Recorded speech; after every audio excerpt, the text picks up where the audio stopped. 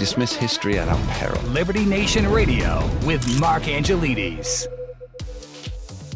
And we're back on Liberty Nation Radio, continuing our conversation with long-time host of this here show, Tim Donner, and I, of course, remain Mark Angelides.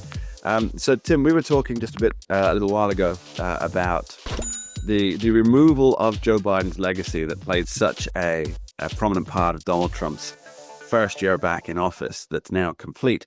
But let's discuss let's call them the high points and the low points of what Donald Trump achieved. And I'll kick this off. I think one of the high points is that he's managed to control inflation, and it's shocking to me that his approval rating on this particular topic is actually 26 points underwater, Tim, which is crazy. So you had 4 years of Joe Biden where cumulative inflation was 22%, and then for pretty much all of the Trump presidency, it's been below 3%, around 2.7. And so what that means is that, I mean, inflation is a tax that just keeps on taking, right? You're getting poorer every year because of inflation. And the idea of controlling inflation is to keep that as minimal as possible while still having the growth that comes with the economy within. And keeping it under around 2.7 for a year. And that's not bad considering the 4 years that went previous. So for me, that's one of the big things. And yet Trump's still 26 points underwater on. Now, bear in mind, when inflation was at over 9% under Joe Biden, Joe Biden's approval on this topic, he was 29 points underwater. So there's a difference of 3 points for a 300% increase in what it is. It's madness as far as I'm concerned. So keeping inflation under control, I'd say that's one of the big ones for me for this last year. What about you? Well, the average person, and that extends to people like you and me who spend all our time analyzing the political sector. Tim Donner just called me average. That is a step up on what was. I did not. I said it extends to you and them.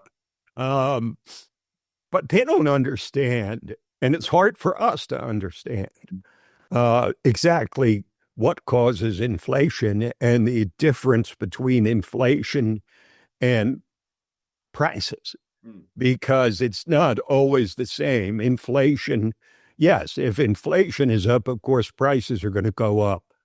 But at the same time, there's so many factors that go to an inflationary economy that it takes time to turn around the ship. It's like a large cruise boat. You can't just flip it in a moment. You have to take a big, long turn to reverse things. So I think people, basically, they see their prices haven't gone down that much, so they still think that Trump may be responsible for inflation, or at least can be blamed for it. But in my view, the most important thing he did in the first year was to close the southern border. Yes. And to stop the bleeding. The problem, of course, as he tries to, sort of the theme of what we were talking about earlier, trying to erase the Biden presidency, is that you cannot erase the millions of people who were allowed into the country without any vetting.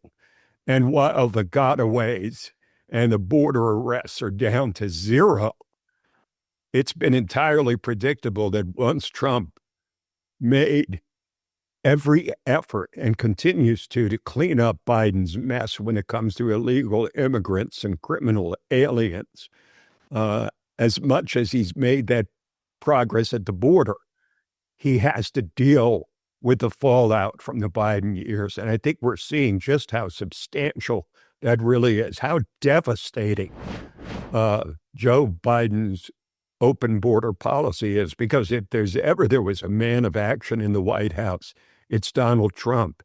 And yet you can see how much trouble he's having trying to get his ICE patrols to arrest the worst of the worst, because the same resistance, the 20% of the American people that oppose anything that Trump does, as we've said before, Trump could walk on water and the left would say, hey, he can't swim. But that's the thing he hasn't been able to clean up. But by reversing the border policy, he has stopped the bleeding. And I don't think anybody thought he could do it quite that fast. The other thing is, once again, the economists were dead wrong about the effect of tariffs. They were panicking. They were saying this was Smoot-Hawley all over again. It would isolate the U.S. and drive up consumer prices. And at least almost a year after Liberation Day tariffs, that has not happened. So, as we've often said, with apologies to our own economic guru, Andrew Moran, economists are almost always wrong, but we still keep listening to them anyway. We did. Well, it's all about how they hedge the premonitions, right? So there's data to show that X, Y, and Z will happen, and when it doesn't happen, said, well, there was data to show that doesn't mean it was going to happen. There was data to show it was going to rain, but we had reason to believe it would happen. Let's kick on that because no one else. I think the reason for that, Mark, is that the tariffs, in Trump's case, are not being used to protect a dying American industry, which is a bad use of tariffs. That's what happened with Smoot-Hawley, and it was a disaster. Trump's just using it as a trade tactic. He's using it to get what he wants out of our trade partners. He raises the tariff in order to get the trade deal he wants, and then he reduces it back down to a lower level. He's used it masterfully.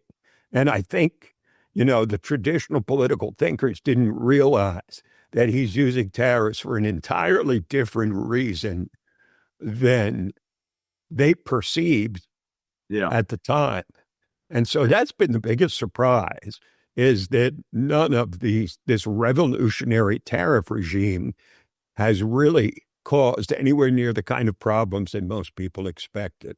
Yeah, actually, I without blowing one's own trumpet, I was actually in the minority. I thought they probably would work quite well, if for no other reason than they would encourage investment on American shores, and that would be good for the economy. And I thought that would kind of offset any damage that. And that's another thing we won't see the impact of that until this year and beyond. Yeah, because it's a long-term game, and of course, Trump has everybody in whiplash by announcing tariffs, then changing them and changing them again. And it just goes to what I think is the principal position of Donald Trump when it comes to the presidency. And I think it was in business for him too. Always keep people off balance. Yeah. Never let them know what you're planning to do next. And it keeps them at attention, doesn't it? It really does. It really does. So we're going to finish up this section with just a quick fire. I want your scores on ABC plus minuses. I'll say a word. You say a score. Immigration. A. Tariffs. B plus. International affairs. A plus. Hiring. If there is such a thing. Hiring of the team or the personnel. I give him a B plus, maybe an A minus. He's of course gone completely out of the playbook to appoint his cabinet, and that was his plan to begin with. Okay, as parents want to do, I think that gives an average of a B plus from Tim Donner. We'll be back with Tim after this short break. Don't go anywhere. We dismiss history at our peril. Liberty Nation Radio with Mark Angelides.